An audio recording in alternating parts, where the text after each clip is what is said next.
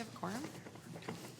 We do have a quorum, and we have some people online, so okay. it doesn't look like we have a quorum. I didn't realize I had a hot mic. You thought I was anxious. You thought I was anxious. Good afternoon, everyone. Welcome to the Sacramento Public Library Authority Board. Today's date is Thursday, October 26th, 2023, and it's 3:01 p.m., and this meeting is hereby called to order. And I'm going to ask the clerk if he would kindly call the roll and give us established quorum and the public statement. All right. Sean Laloe. Karina Telemontes. Here. Katie Valenzuela. Katie Maple. Here. Mai Vang. Phil Cerna. Patrick Kennedy. Rich Desmond. Sue Frost. Here. Pat Hume. Mary Jane Lopez Taff. Rod Brewer. Kevin Spees. Sean Farmer. Garrett Gatewood. Here. Lisa Kaplan. Noel Mora. Bina Lefkovich. Here. Saul Hernandez. Jennifer Larrett. Here. Porsche Middleton. Sergio Robles. Linda Budge. All right, this meeting of the Sacramento Public Library is cablecast live on Metro Cable 14, the local government affairs channel on the Comcast, Consolidated Communications, and AT&T UVerse cable systems. This meeting is closed captioned and live streamed at metro14live.saccounty.net. Today's meeting will be repeated Saturday, October 21st at 4 p.m. on Channel 14 and can also be viewed on Metro Cable 14's YouTube channel. The meeting will also be recorded via Zoom. A DVD copy will be available upon request no later than 2 weeks following today's meeting. The full agenda, including reports, is available on the library website at www.saclibrary.org. Members of the audience wishing to address the board should complete a speaker identification form located at the back table and give it to the clerk. Members attending via Zoom should raise their hand in the Zoom program. Please speak clearly when addressing the board and state your name for the record. Comments are limited to 3 minutes so that everyone may be heard. Great, thank you. And I also want to just make note that Director Cerna just arrived. And I wonder if Director Brewer would mind leading us in the Pledge of Allegiance. It will be my pleasure.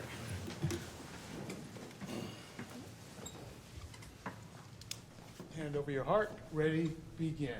I pledge allegiance to the flag of the United States of America and to the republic for which it stands, one nation, under God, indivisible, with liberty and justice for all. Thank you. At this time, item number 2, public comments not on the agenda. Do we have any?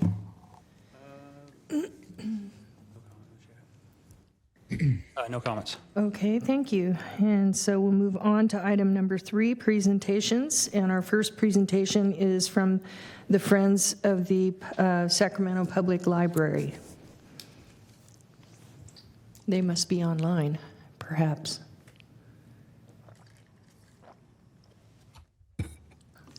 Or maybe not. Why don't we move forward and to item 3.2, equity update presentation, and maybe we can come back to the Friends at a later time if they arrive. Maybe you can let me know, Peter, if they arrive. Good morning. Good afternoon. Good.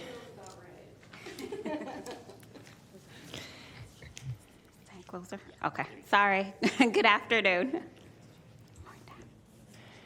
Oh, okay. Better. Thank you. Hi, good afternoon. My name is Leanna Acevedo, and I'm a public services manager with the Sacramento Public Library. I'm going to continue with the good morning. So my name is Vanessa. I also go by Chacha Centeno. I'm the Equity Systems Supervisor for Sacramento Public Library, and thank you for being here and hearing us today. And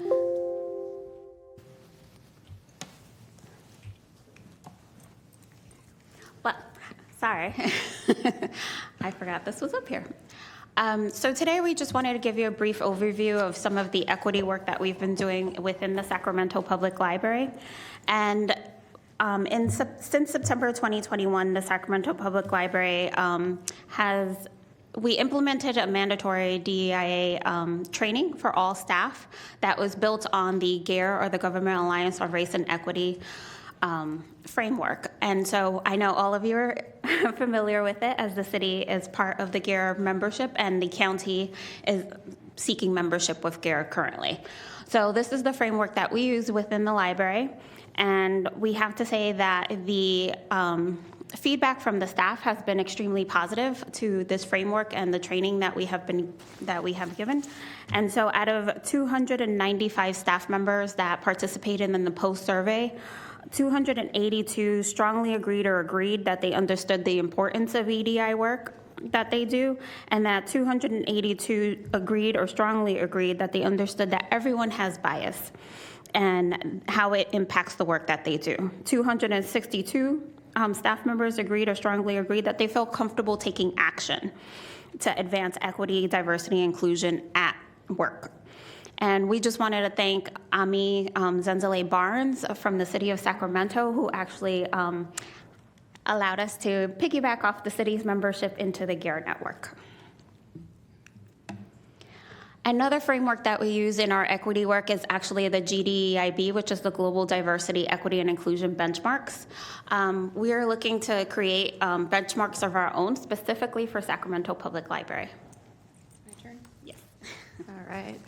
So the benchmarks of our own, we wanted to strengthen inclusion and accessibility in the benchmarks. Libraries are also unique. So what we're doing is we're looking at IFLA, so the International Federations of Library Associations and Institutions. They have a disability audit checklist. So we're going through that to make sure that it's represented in the benchmarks that we are custom making. We're also using the Inclusive Services Assessment and Guide. It was originally developed for the Wisconsin Public Libraries, but the model can be adapted and they encourage it to be used by other public library systems. Another one that we are looking to is a library environmental scan, and it comes from Targeting Autism in Libraries.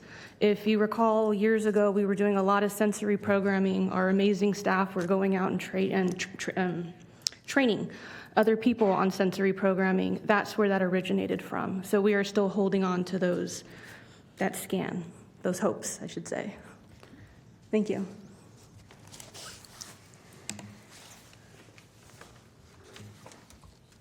So after the library board approved our equity statement, which holds us accountable to the equity work that we do, not only for ourselves as an organization, but for our communities, we actually implemented culture surveys, and we are on our third iteration of the culture survey. And so from that, we received a lot of feedback from staff on some of the pieces that they saw us lacking or things that we needed to work on within the organization. And the cultural survey is actually broken down into these categories, which really measures organizational culture, staff engagement, and belonging. And then in the second iteration of the culture survey, we added neurodiversity and disability, because we saw that that was lacking in the original survey. So we were able to get a lot of staff feedback off of the survey. And so from that survey, we've been able to do some changes or some additional work. And the great thing about the survey is it really does help us hold ourselves accountable. And so we were able to actually see from the first survey to the second survey that there was a 50% increase overall in culture improvement that the staff saw.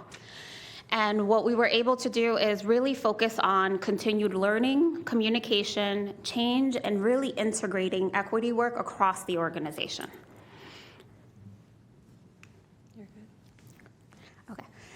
So some of the things that we have been working on from the culture survey that are that can really be seen besides the back end work that we're doing as an organization is that we have social work interns, which is the next presentation, so I won't talk about that too much. And then we also have the ILA translation tablets that we are piloting. And so these tablets are two-faced tablets that basically they come with, I believe it's over 70 languages within it, and it's all verbal, and it has tons of different dialects. So even if you go into Spanish, it has well over 30 different dialects of Spanish. And so we're piloting this in our branches to see if it'll help us with that communication gap that sometimes we see. And then the other piece is Superfest, which is our disability film showcase that, as you all know, this big Superfest is at San Francisco, but we have showcases here in Sacramento, and we've had, I think we're going on our 5th year. And we're actually going to expand that, where usually we have one big showcase in January. Now we're going to try to do it basically regionally within our branches throughout the year to really focus on that diversity and inclusion.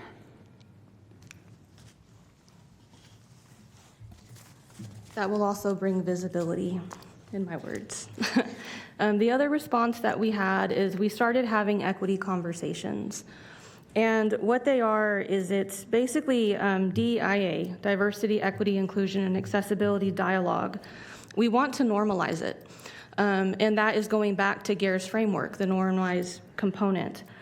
So we want to normalize it outside of siloed spaces. We want to be able to know how to communicate with one another, how to have those really hard conversations respectfully as well. And as a response, they actually support work culture, relationship building, heart-to-heart connection, and they emphasize stories and experiences. They are structured to be intersectional, empathetic, and empowering, and they're open to all. So we want everyone to learn and grow in language, practices, and awareness. Yeah, they're modeled off of, go to the next one, this one. Thank you. So the model is adapted from the Truth, Racial Healing, and Transformation, otherwise known as TRHT.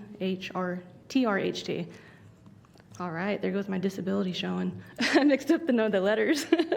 So it's based off of this framework, which focuses on systemic transformation. TRHT started in 2016, and it focuses on truth-telling, trust, and relationship building. It was initiated by the W.K. Kellogg Foundation.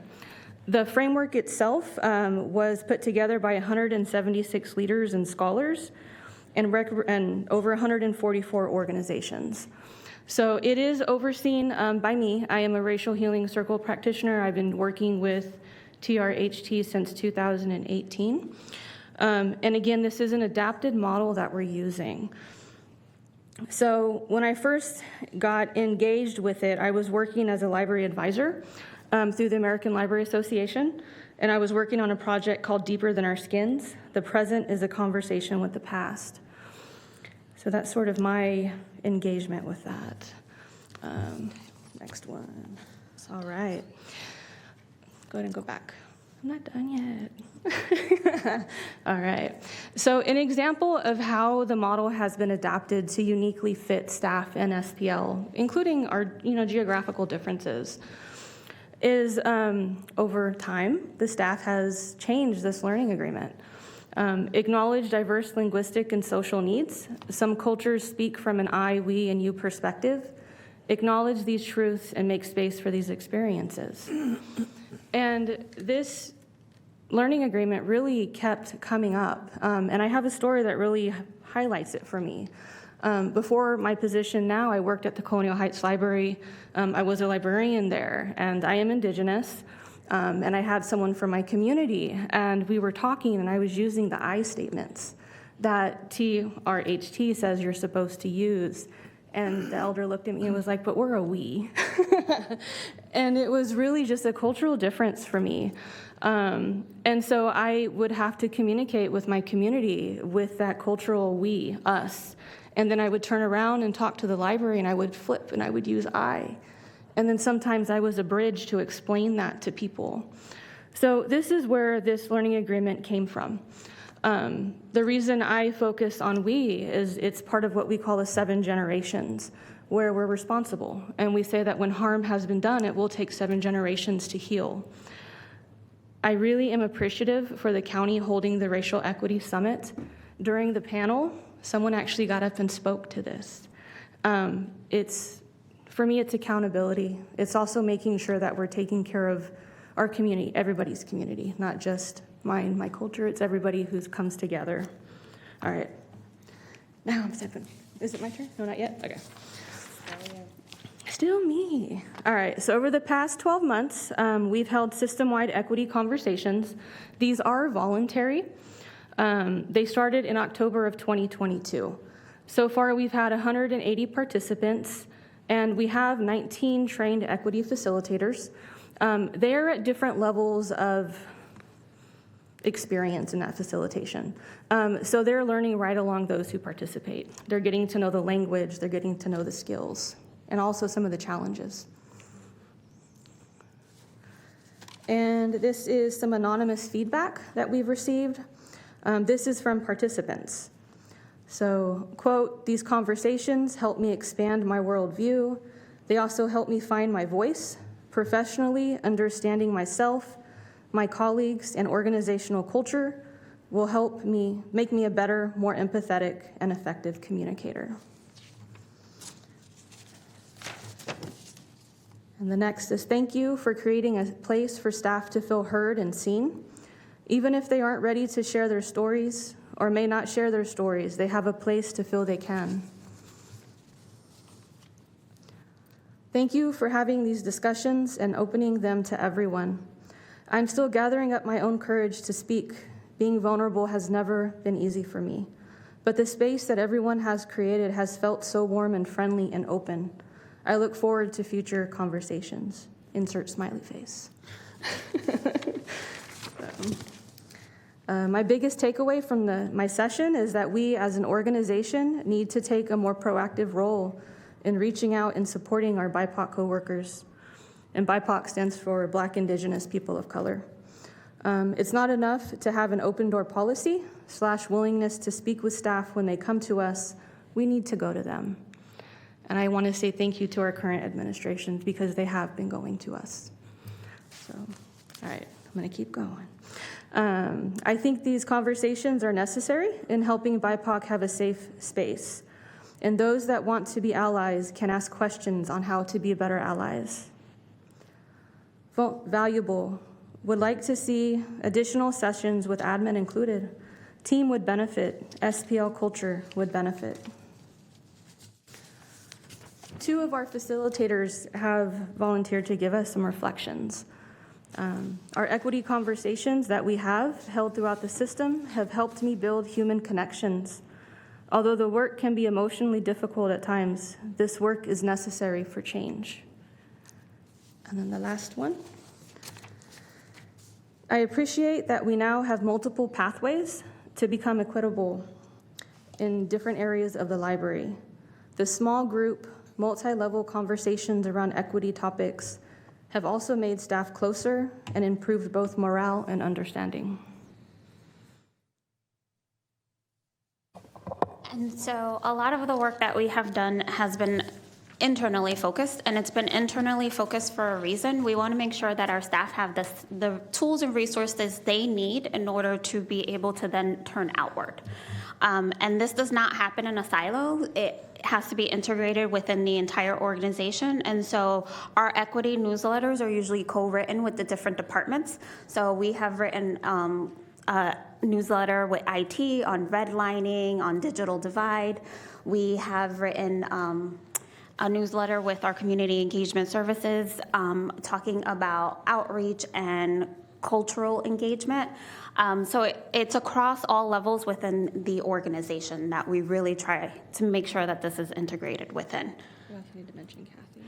And our Deputy Director for Public Services, Kathy Crossway, has been really great. They have taken the facilitation training and have actually done some of the equity conversations along with us. And they have really turned into a big advocate for the work within the organization.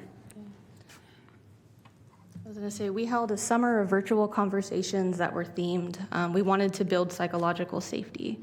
And Kathy really shared what it was like learning about the concept, learning the language, seeing how it applies to library work as well as personal life. So yeah. And so we just wanted to share some of the work that we've been doing internally before we turn outward and make sure that we are in a good place for us to turn outward. Plus, staff is part of the community. Yes, when we say community, we include everyone, especially our staff, because they usually are working within their own communities. So we want to acknowledge that. Well, thank you, Leanna and Cha-Cha. Your work is very important, and it looks like you've covered a lot of ground. I know I have some questions, but before I move into my questions, Director Maple has some comments. Yeah, thank you, Chair. Well, first of all, I just wanted to say thank you. I keep saying new, but I guess I've been on this board for almost a year now, or getting close to that. So a newer-ish member of the board. I wasn't aware of this work being done, so really exciting to hear about what you've been up to. And this is really important work. It's work that the City of Sacramento is embarking on as well. And I met just yesterday with one of the groups that we're working with called Race Forward, which they're doing great work. And so I just had one general question, which is there any kind of mandatory DEI training for employees right now in the library system? So we actually have two. We have one that is basically the GARE training, which is Race Forward.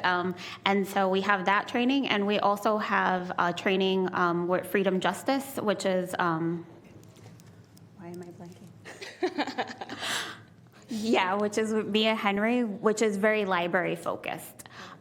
Because the GARE training, we actually did take it and make it our own, and we infused Sacramento history within it, and we infused library history within it. Yeah. So the Mia Henry training is social justice in libraries. And so we have two current mandatory trainings, and both trainings have had nothing but positive feedback from staff. Oh, wow. That is really cool. And in fact, with my just got me, because I'm a history nerd. And so in my conversations with Race Forward yesterday, one of the things that we talked about was how do we maybe utilize something like the Center for Sacramento History to make sure we're incorporating really specific information about not just what's happened from a national perspective, which is normally what we learn about, right, in school, but what happened here and how did those things impact how the community perceives things now. And so anyway, just really want to congratulate you on this work. Thank you. Thank you. Thank you. Thank you, Director Maple. Director Lefkowitz. Hi, yeah, thank you also for this report. And I'm relatively new to the library board, and was really excited to hear. You know, I have a passion around this, so well timed.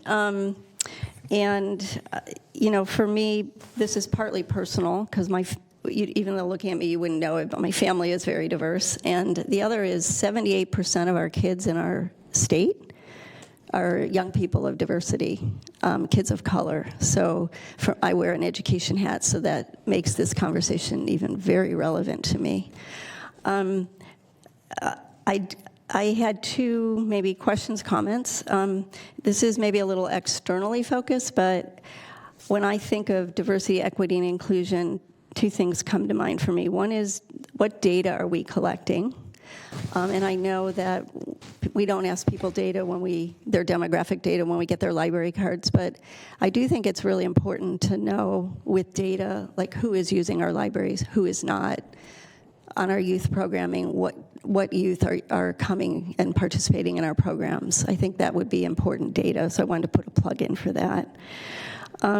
And then the other thing for me that's really important is the books we have in our library. And I wouldn't ask for you to go backwards, but as you move forward purchasing new books, just, you know, I don't know if it's possible to get a report or just to be really mindful and be able to say to us, you know, our purchases we're very mindful, and this is how we are reflecting our students, because our young people, they need to see themselves, right, in the literature they see, in the teachers that they work with, and the staff that they interact with. So I just wanted to put that out there. I don't know if you want to comment on any of that, but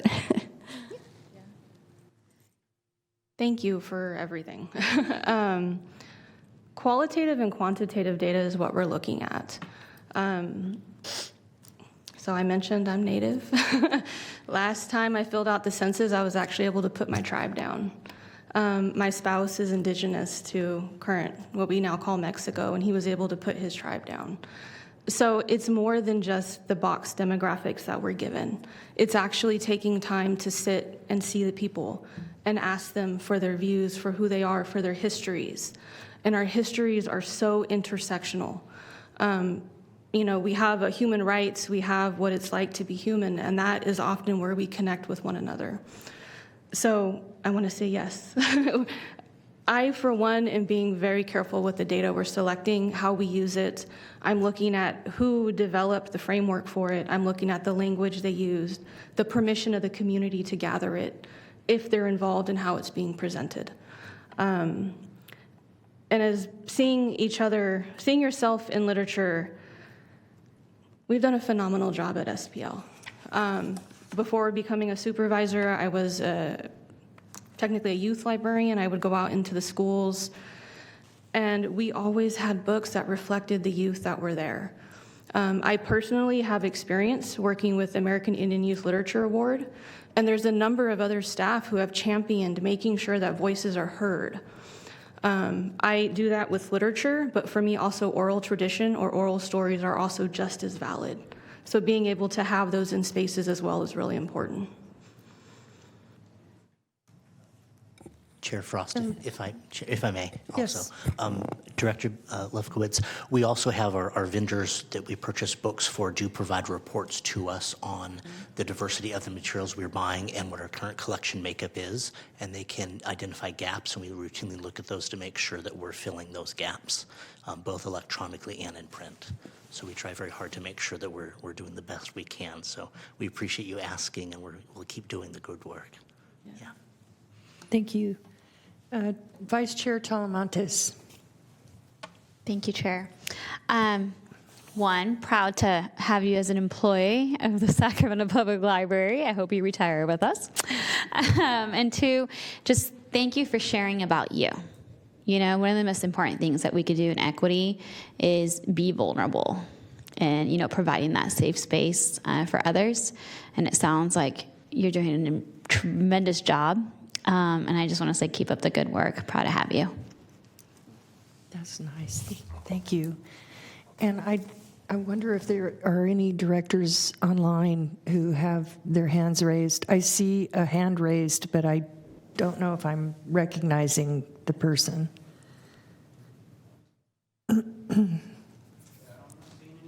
You're not? Okay. Okay.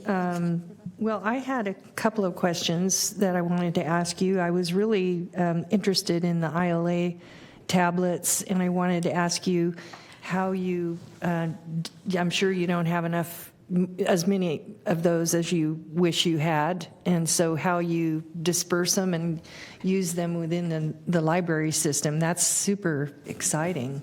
So we actually have one per region, so we have 6 regions.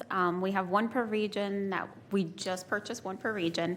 We piloted the first tablet at the North Highlands Branch Library to see how that would go.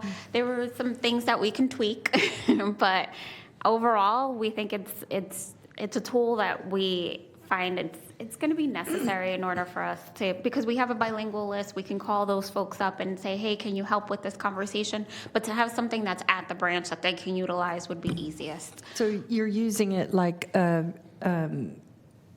not for people to have conversations between people, but as an interpreter so that you can interpret what they're trying to ask on a phone call or on a walk-in It's question? in person. It's Okay. 2 tablets that are, one is facing you, one is facing the individual, and you just press the button, you speak, and then they choose the language that is their language, and it'll speak back in their language. Oh, that's great. Yeah. And so in theory, you could have one of those in every library, and we could let all the different communities and immigrant and refugee communities know. Many of them come and they don't know the language yet, but they're working on it. It might make it easier for them. Yes, that's the Wow. hope. That's great. The GARES and the TRHT framework, Is it possible, is there a book we can read to learn more about those, or information you can send us so if we wanted to just better understand how that framework works and the communication structure that it's unrolling? Yeah, they're both available online, and we can share the links. Yeah, we'll make sure that it gets into the board members by the end of the week. Okay, and my final question was, I was curious on the BIPOC, Black, Indigenous, people of color, if you found that your efforts around that are actually impacting, maybe others like refugees who might feel really alone, I know we are the most diverse region, I think, in the nation. At least we were a decade ago. I'm pretty sure we probably still are. So this is reaching people of all colors. Am I understanding it correctly? The name leads me to believe, to not quite understand the focus. Is the focus go beyond to every color, or does it just go to Black and Indigenous people? The work is for everyone. And that's basically what we say every time we present. The work is for everyone. Right now, our work is internally focused to make sure that our staff has the tools and resources that they need so that when they do engage with our communities, that they have that training in place.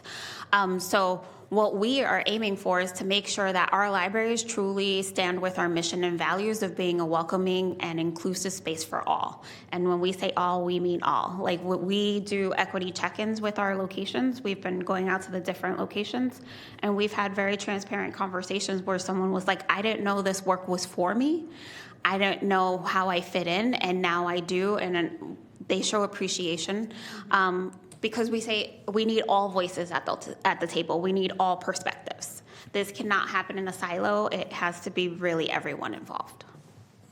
Yeah, that's really great. I think your work is really important. I think it was probably a decade or two ago that there was a study that came out of Berkeley that talked about how our region is the most diverse. We dwell really well together, but we don't side by side together, but not together. And so I think hopefully your work will help us to improve our relationships with each other and celebrate each other more. So thank you so much. I don't see any other questions online or at the dais, and I don't know if there's any public comment regarding this item. No public comment? Okay. Well, thank you so much for an exciting report. Or were you finished, or? We do have one video. Oh, okay. Sorry, we Actually, interrupted you. We had so much to talk have two, about. but one's for a different section of the agenda. So Okay. we just have one right now. Okay. This didn't play it.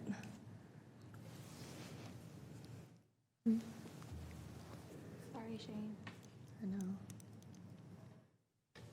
Okay.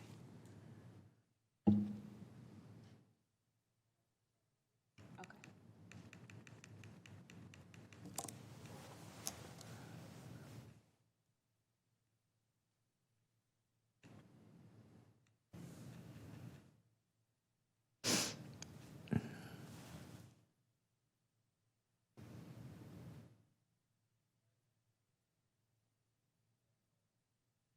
Listen, understand, learn, and unlearn. Those 4 words from our equity statement are the central drivers to what I do in the room, day after day. How I collect, how I partner, how I program, and certainly how I grow as an individual. I am honored to be part of our work in diversity, equity, and inclusion, and hoping that what we start today carries on into the future, because it really does touch every aspect of our organization. History is the story of all Sacramentans. It's not set aside for the privileged or those with resources. It is the historical record of all of us. Equity work is for everyone. It touches every aspect of our lives.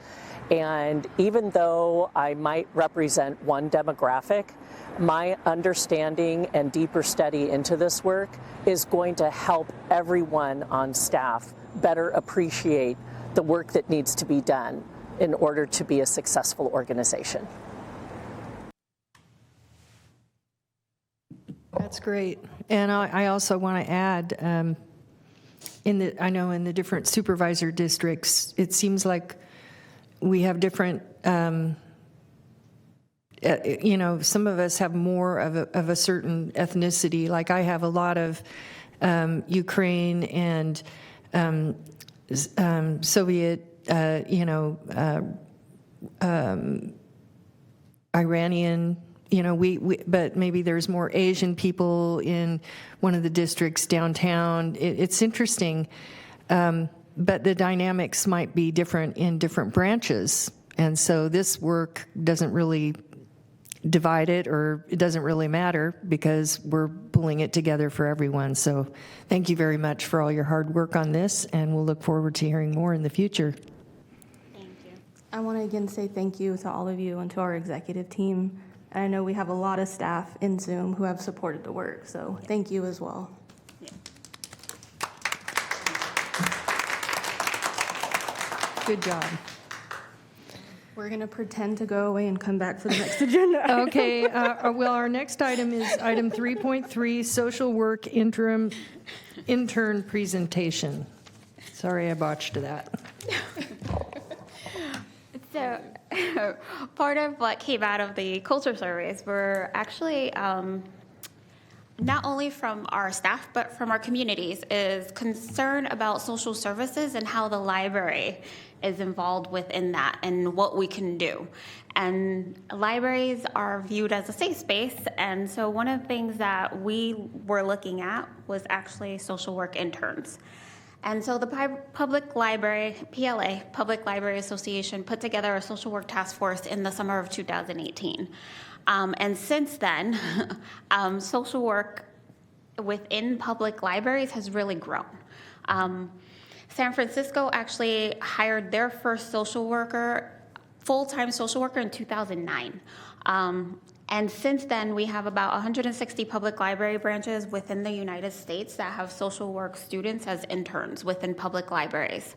And if you break that down even further, there's about 76 libraries across the country that have a full-time or part-time social worker on staff now. And the reason for this is because libraries are seen as a safe space, one where information can be sought without barriers. Our communities are asking how libraries can assist with the community needs around social services. And one of the things we obviously are kind of looking at is how does Sacramento Public Library, having such a large community of those that are experiencing homelessness, what can we also do? And so we actually in this summer, we piloted our first social work intern project at the Central Library. And so we had 3 interns for 8 weeks, 2 times a day, 8 hours a day, and they made contact with 73 patrons in that short time period.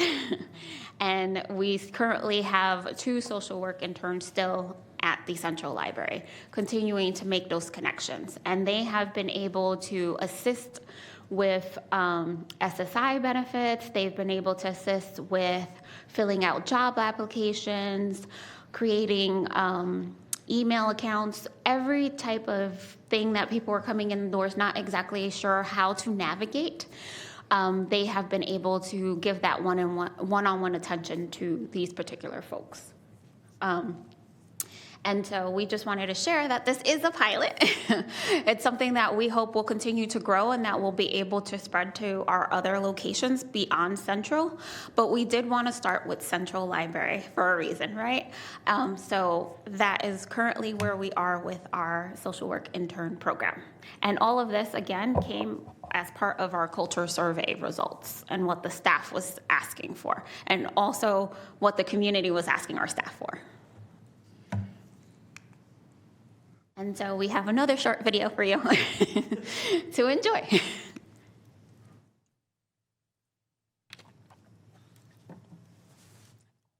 Social workers play a very big role in the library in that they go beyond just what librarians are allowed to do. I'm here this summer as a social work intern for Sacramento Public Library, part of their pilot program to see whether social work is a good role for the library.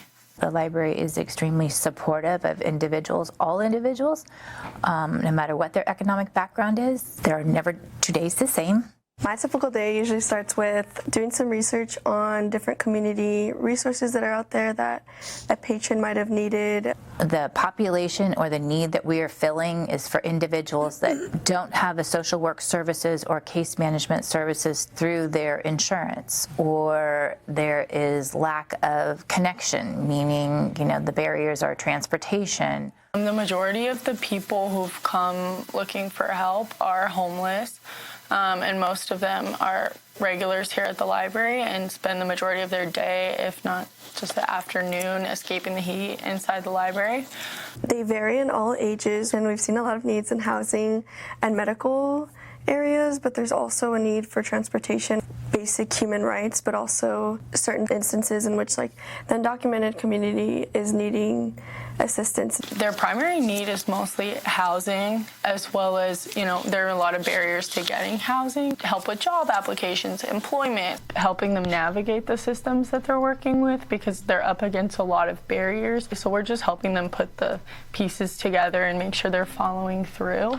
So that could be, making appointments, actually going to them. We have accompanied a few patrons to their appointments. By having the walk-in services of a social worker here and offering any and all services that kind of wherever the patron is at. So basically we meet the patron at the needs that they present with. I've encountered a good handful of people who also speak Spanish, mainly refugee seekers or asylum seekers, as well as immigrants, permanent residents.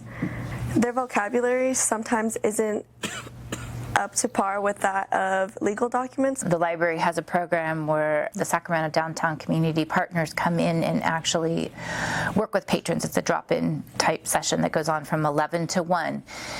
And I've been able to link patrons to those services. Libraries are safe havens for children who don't always have that space at home.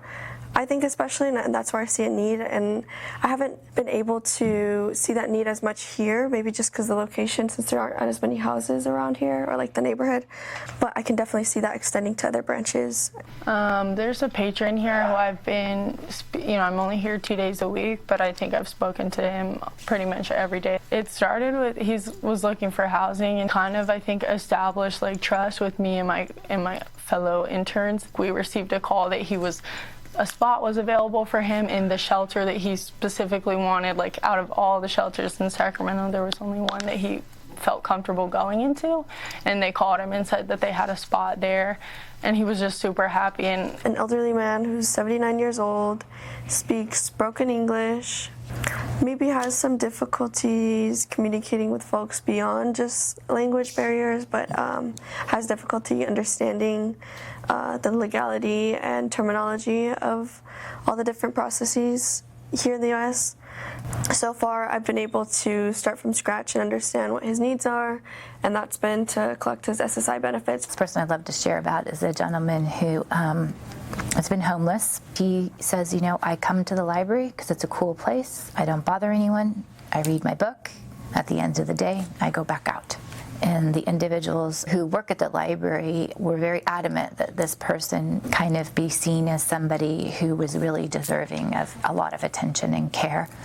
And we have made a change. This gentleman is on a path. That's only the first step on his journey to like improving his life and getting a better grounding underneath him.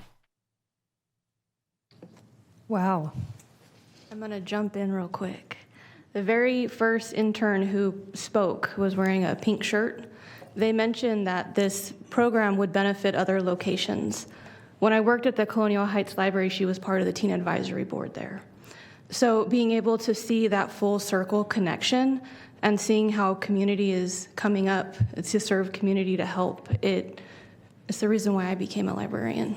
So I have to share that. That's amazing.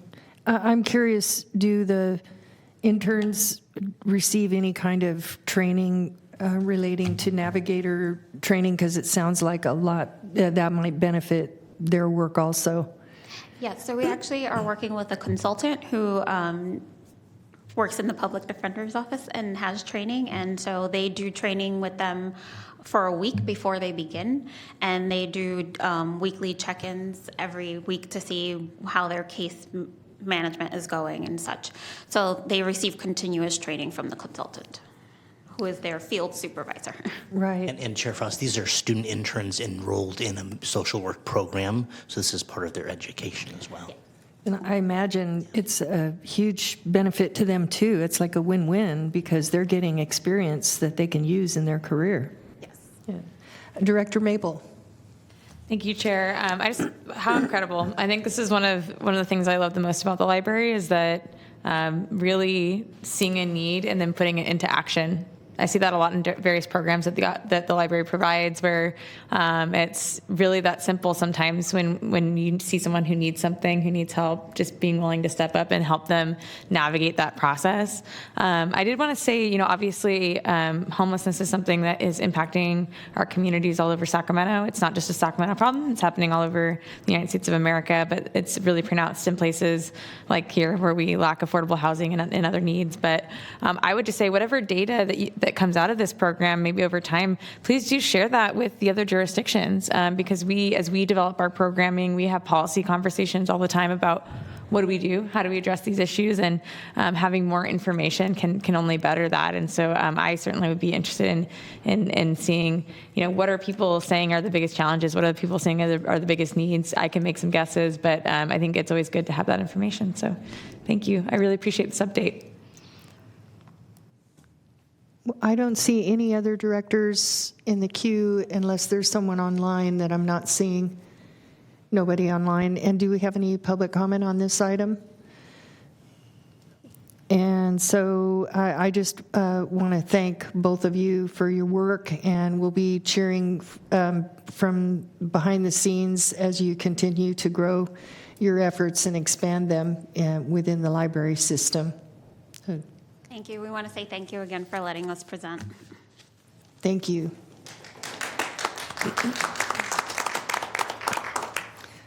Okay, our next item is 3.4, update on Building Forward Infrastructure Grant Program.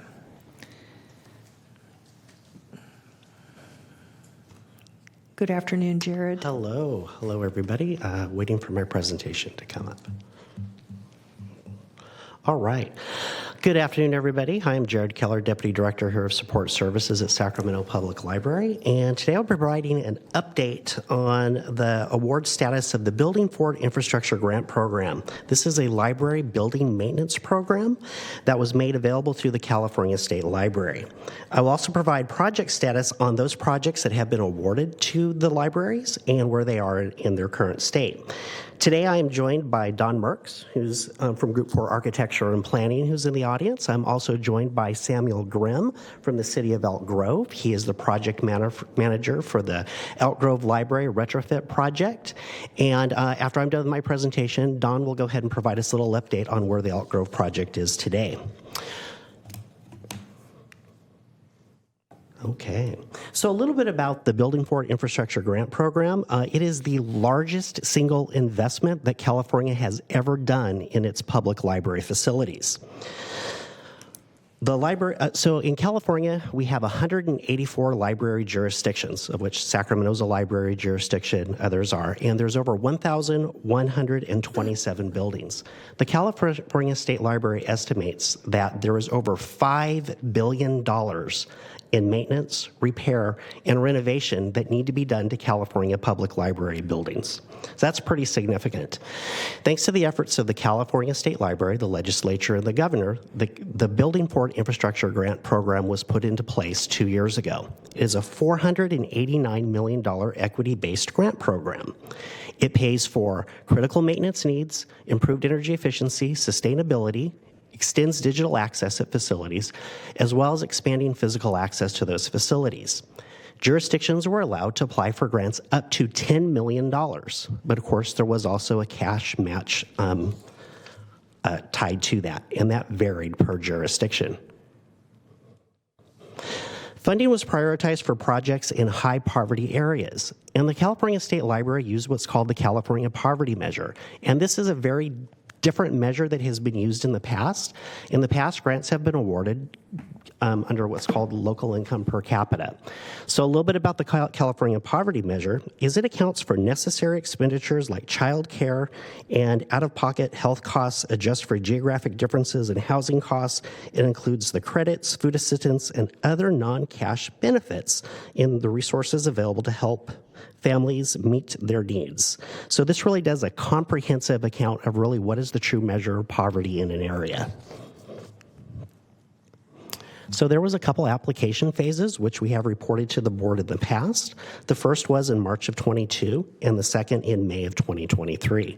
What made this grant process very different is that the jurisdictions that own the buildings were required to apply, not the libraries. The library worked very closely with the jurisdictions, especially a terrific partnership with the city of Sacramento and the city of Elk Grove. So the grant awards themselves was a very, oops, sorry, let me go back here. Sorry, I jumped ahead. So the State Library conducted a very deliberate and exhaustive application process and review process. There were no one in California actually was on the evaluation committee. It consisted of state librarians from other states as well as other professionals who evaluated those applications. All funds for awards have to be phase 1 complete in March of 2026 and phase 2 in March of 2027. So Sacramento was incredibly successful in receiving awards in this program. So this is a high-level summary that was reported to the board back in October of 2022. And in subsequent slides, I'll provide some additional detail about the projects. What's important to note is the City of Elk Grove received over $4.4 million in round 1, City of Sacramento over $7.8 million, and the County of Sacramento $2.7 million. And you'll see that there is an associated cash match that was associated with these projects. In addition, there was round 2, which has just been awarded. There were 3 jurisdictions that applied: the City of Galt, City of Sacramento, County of Sacramento. Unfortunately, City of Galt and County of Sacramento did not receive awards for this due to their relatively low California poverty measure. Now, there is a possibility that after round 2 is finished awarding, the California State Library may come back and take a look and award projects. But of most importance is the City of Sacramento received an additional $7.2 million grant, and I'll tell you a little more details about that and how exciting it is for us. So follows is a list of projects that were approved for the City of Sacramento for Phase 1. So I want to call your attention to the Bell Coolidge Library, major library repairs there. Most specifically, it is going to repair the falling brick on the building, which has been a health and safety hazard. That project is programmed and will start early next year. The Central Library, I could go on for hours about the infrastructure deficiencies we have at the Central Library, but there's some progress being made by the City of Sacramento, specifically major repairs to the elevator, HVAC, and roof. I do want to call out the elevators. The Central Library has the most used public elevators in the City of Sacramento. They get more use than any other facilities. These elevators have reached end of life. We are now down to one of two public elevators. Our most reliable elevator has failed. It could be weeks before parts arrive. Should the other elevator fail, we may be forced to close the library to the public. So I just wanted to let the board know that. We're working very closely with the city of Sacramento, but they really do need to expedite the elevator replacement project. The Del Paso Heights Library is in the process of having its roof repaired, and we're most excited about the Martin Luther King Jr. Library, which received over $5.5 million for a rebuild and a retrofit. We're very excited about that. Group 4, who is also here today, will be working on that project.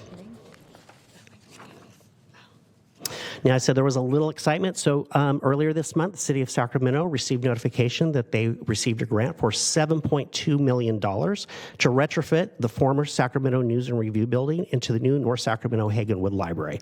This is a very, very exciting project, and it's much needed. The North Sacramento Hagenwood community their library has been operating out of a little storefront for the last 20 plus years, and it's about time that they had a real library that can meet all of their needs. So we're very excited about that. So County of Sacramento projects are a little more straightforward. In all honesty, County of Sacramento has done a little bit more for deferred maintenance on their buildings than, say, the City of Sacramento. So their projects are pretty much characterized in ADA enhancements, such as public path of travel, HVAC, roof replacements, and alarm modifications. And so those are all scheduled for the Art Endemic Libraries, Carmichael Library, North Highlands Antelope, Southgate Library, Sylvan Oaks Library, and the Walnut Grove Library. Excuse me, Jared. Yes. Vice Chair Talamantes had a question. It can wait till the end. That's okay. Okay. Sure. Thank you. Okay. Thank you, Chair. All right. So it's at this point that I'm going to hand over to Dawn Merks from Group 4 Architecture and Planning. She's going to talk about the Elk Grove Library. Now, out of all of the projects that have been funded by the Building Port Infrastructure Grant Program, the Elk Grove Library has had the most progress. And I really want to call out the city of Elk Grove for making this a priority. So now Dawn's going to go ahead and talk to us about the project. Thank you, Jared. Good afternoon, everyone, members of the board, Madam Chair. Dawn Merkus with Group 4 Architecture.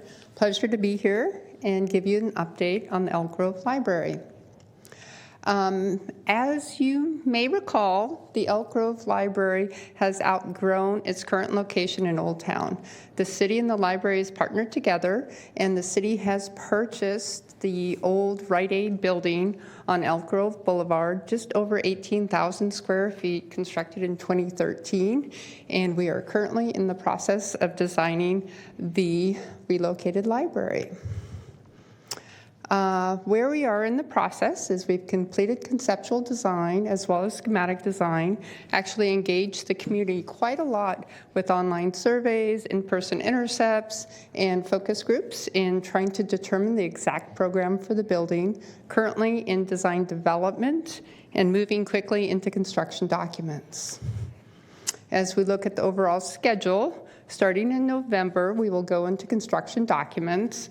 We will be ready to go out to bid June and July of next year, and then about a year of construction, so opening up fall of 2025. Thank you. Math on the camera is not always easy. In terms of the building program, an 18,000 square feet can really provide a lot of different spaces for all the different people in the community, in addition to the collection. So in addition to the entry with the self-checkouts, the hold pickups, service point, group study spaces, children's spaces, marketplace, bookstore, which is our new and popular collection, as well as collaborative spaces like the incubator space, spaces for teens, spaces for children, spaces for adults, and a very nice large program space, meeting room that I know the whole community is excited about, in addition to the library. Looking at the floor plan, this is our 18,000 square foot floor plan. On the right side of the plan is Elk Grove Boulevard. On the bottom is Waterman Way, and it's a very busy intersection in the city. So very nice, prominent location. To the right of the slide here is north. We have our entry space as you come into the building. Directly in front of you is the teen space, kind of prime real estate where they like to be. Additional group study rooms are directly adjacent to that. Then we have the children's space through the portal there. The marketplace is that new and popular collection. Additional collaboration rooms shown there in pink.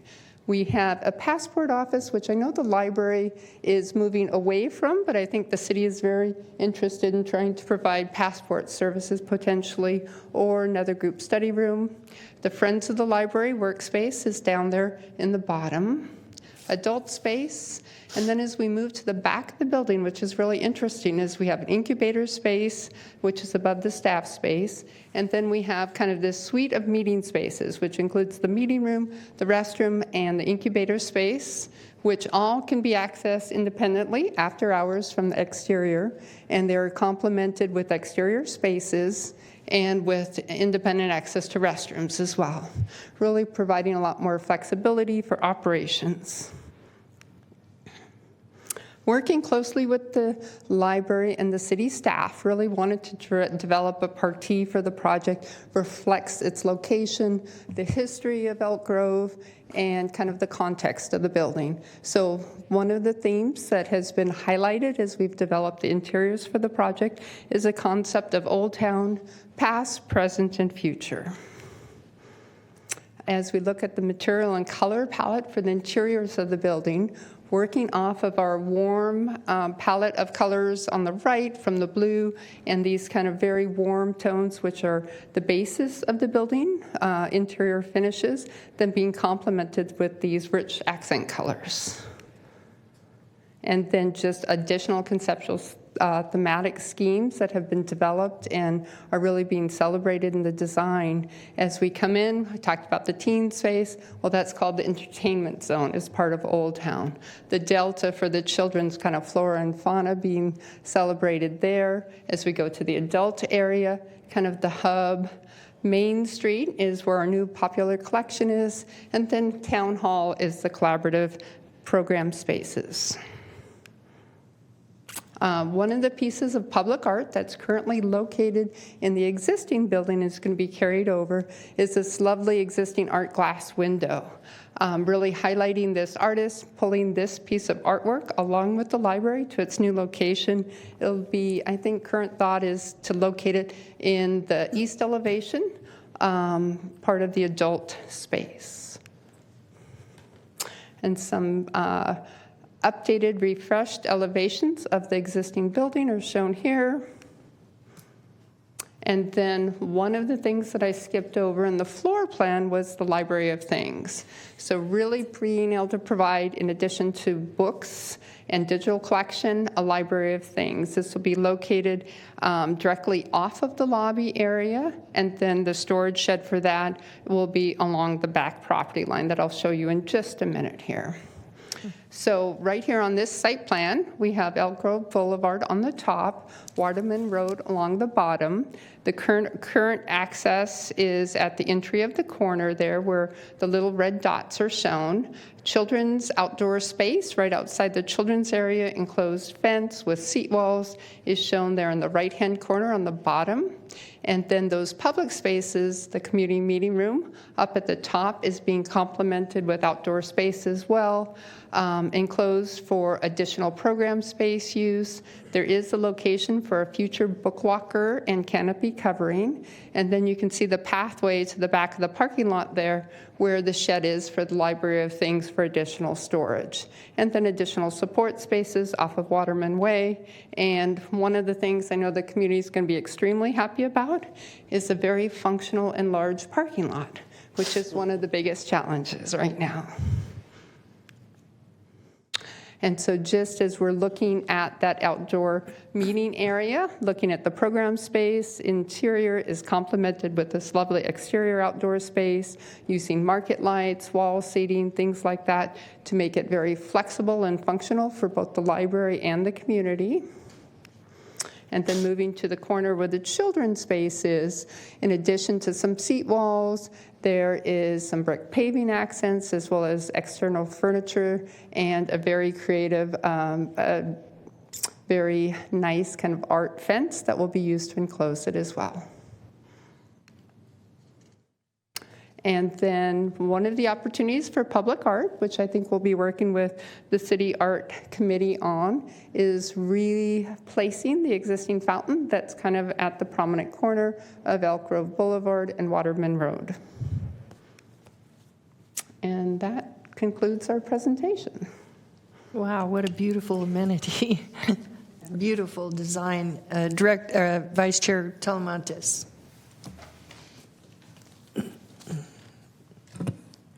I'm really excited to see the Del Paso Library getting funding. Yes. Prior to serving on this board as a council member, I was an alternate for Supervisor Phil Cerno as a SCOE trustee, and I went to a lot of those conversations in the community of what they would like to see, and it's finally happening. So it's really exciting to see it happen, and I think that the community, it's going to be a highly visited traffic library in terms of the number of people that go there. So congratulations. Thank you. Yeah, staff have worked really hard in converting the space, as well as this additional funding that's been provided by the grant is even making the space better. We did really well. We did really well with writing the grant. Yeah. We got a lot of money. Yeah, so Sacramento was one of the highest funded library systems out of everyone. So there's over $22 million that was headed towards Sacramento Public Library for facilities. So we're very proud of it. We worked very well with the jurisdictions, and we wrote some incredible applications. So we're very proud of that. Congratulations. And I also want to congratulate Elk Grove, because I'm hearing rumors. They must be really busy over there in Elk Grove. I'm hearing rumors about the new zoo over there.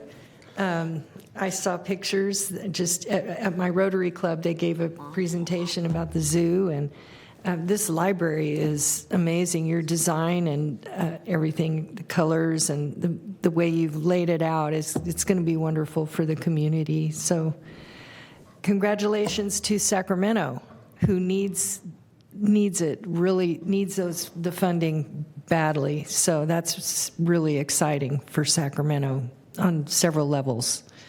So thank you so much for the update. I don't see any other hands raised online or in the chambers. I don't know if there's any public comment on this item.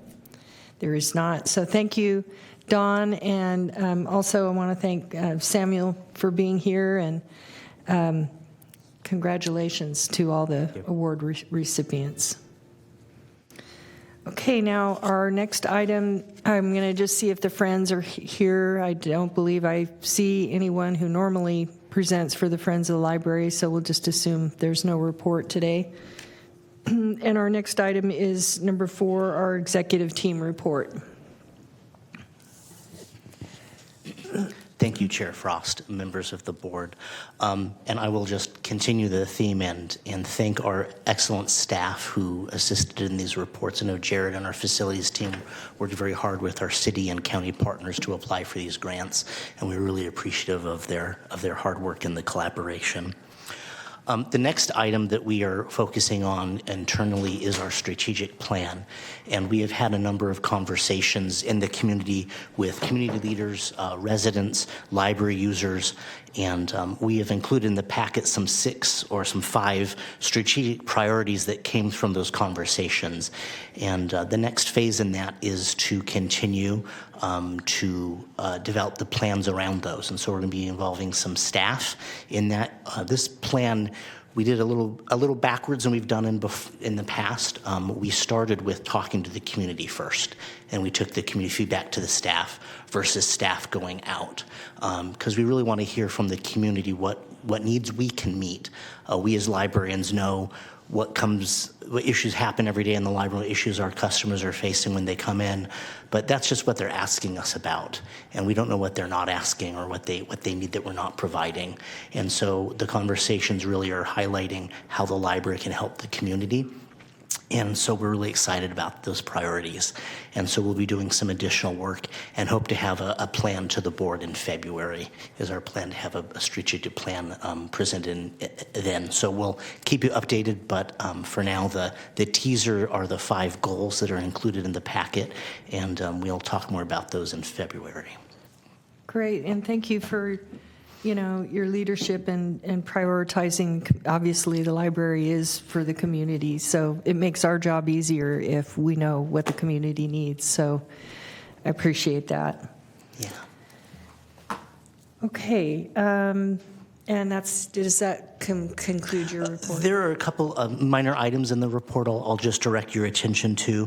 Piggybacking off of our focus on equity, diversity, inclusion, accessibility, we did have some programming this last month for Latino Heritage Month, and we've also been implementing a state grant that we got from the state library to encourage STEAM among our youth, especially those who are Black, Indigenous, and people of color. And that's been a very successful program that was really innovative that our staff have put together, so we're excited to do that.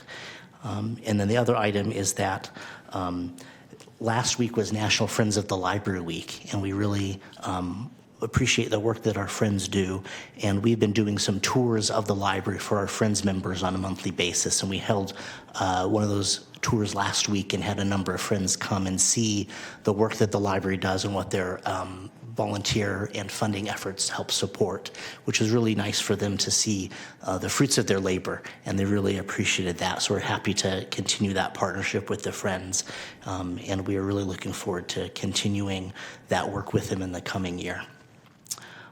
And that will conclude my report. I think we've said quite a bit today, and there's a lot that we have to digest from all the presentations. We're happy to answer any questions you guys might have from those things. Thank you, Peter. Do we have any questions from no one in-house? How about online? She does. Oh, I'm sorry. Director Lefkowitz. Thank you. Well, first I want to say I really like the 5 strategies in the strategic plan. They resonated with me a lot. And the social worker presentation fit very nicely in the direction that you're going in the strategic plan. I wanted to just share with the board here and with staff that I have been involved with a group of advocates who are working around the topic of youth in the foster care system. And one of the strategies that we've been talking about is creating hubs in the community for foster youth where they could go to get access to social workers, to employment, to health access, to basically whatever they need. And the library keeps coming up as a place for hubs. So I wanted to share that with you as you go forward thinking about the strategic direction. And I don't know if you've had any conversations with young people in our foster care system, but I just wanted to share that. I just saw some synergy there, so yeah. That's a great idea. Were you having that conversation with the county staff, or? Yeah, they have been present, as well as just several, like a bunch of community advocates who are looking at actually fostering homeless youth, trying to come up with some ideas to help them. We need to do everything we can, especially for those that are reaching the age of adult. Right. They need all the resources we can give them, so that's great.